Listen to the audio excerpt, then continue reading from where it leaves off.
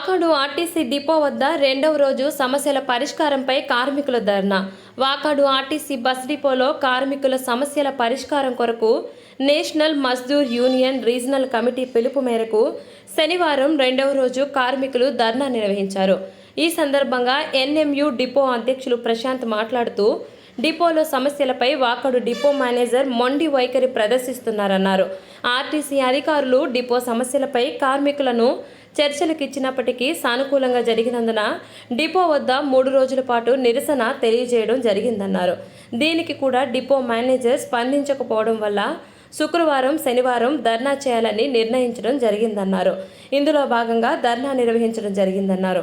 ఈ కార్యక్రమంలో డిపో కార్యదర్శి సంపత్, వర్కింగ్ ప్రెసిడెంట్ వంశీ, ఉపాధ్యక్షులు పురుషోత్తం, సురేష్, గ్యారేజ్ కార్యదర్శి శ్రీనివాసులు, డిపో కమిటీ సభ్యులు పాల్గొన్నారు.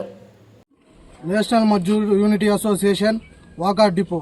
నా పేరు ప్రశాంత్, వాకాడ్ డిపో అధ్యక్షుల్ని. ఈ ధర్నా కార్యక్రమానికి ఇచ్చేసిన కమిటీ సభ్యులందరికీ పేరు పేరున ముందుగా ధన్యవాదాలు తెలుపుకుంటున్నాను.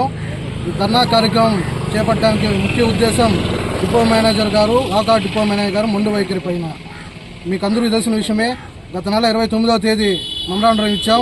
10వ తేదీకి చర్చలు పిలిపించారు. 13, 14వ తేదీ చర్చలు సానుకూలంగా స్పందించిన కారణంగా 13, 14వ తేదీ ధర్నా ఎర్ర బ్యాడ్జీలు పెట్టి నిరసన కార్యక్రమం తెలియజేశాం. అయినా కూడా సానుకూలంగా స్పందించిన కారణంగా నిన్న ఈరోజు ధర్నా కార్యక్రమం చేపట్టాం. అయినా కూడా డిపో మేనేజర్లో స్పందించే పరిస్థితి లేనందున ఇంకా ముందుకు తీసుకొని పోయి ఈ ధర్నాని ఇంకా పెద్దదిగా చేస్తామని చెప్పి మీకు అందరికీ తెలియజేసుకుంటున్నాం. ఈ ధర్నాకి ముఖ్య ఉద్దేశం 281 బుకింగ్ ఏడీసీ అతను ఇవ్వాల్సిన సెలవులు ఇవ్వకుండా మహిళల పట్ల అసభ్యకరంగా మాట్లాడుతున్నారు. వాళ్ళకి ఇవ్వాల్సిన స్పెషల్ లీవులు కూడా ఇవ్వకుండా ఇబ్బంది పాలు చేస్తున్నారు. ఇంకోటి, గౌరవ ఎండీ గారు, గౌరవ ఈడీ గారు, తిరుపతి జిల్లా డిప్యూటీ గారు సర్క్యులర్ ఇప్పించినప్పటికీ ఒక డిపో ఇతర యూనియన్ సెక్రటరీని 281 బుకింగ్ ఏడీసీలో వాడుతున్నారు, అవుట్ గోయింగ్లో వాడుతున్నారు. సరైన పద్ధతి కాదు. వాళ్ళు ఇచ్చిన డిప్యూటీఓ గారు, ఈడీ గారు, ఎండీ గారు ఇచ్చిన సర్క్యులర్ని వెంటనే అమలు చేయాలని కోరుకుంటున్నాము.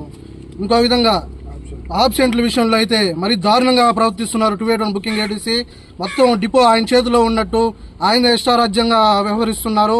ఒక మనిషికి ఇబ్బంది అయినప్పుడు, ఇంకో మనిషిని అరేంజ్ చేసినప్పుడు, బండికి మనిషిని అరేంజ్ అయినప్పుడు, ఆ బండి పోయినప్పుడు వాళ్ళకి సెలవు ఇవ్వాలి.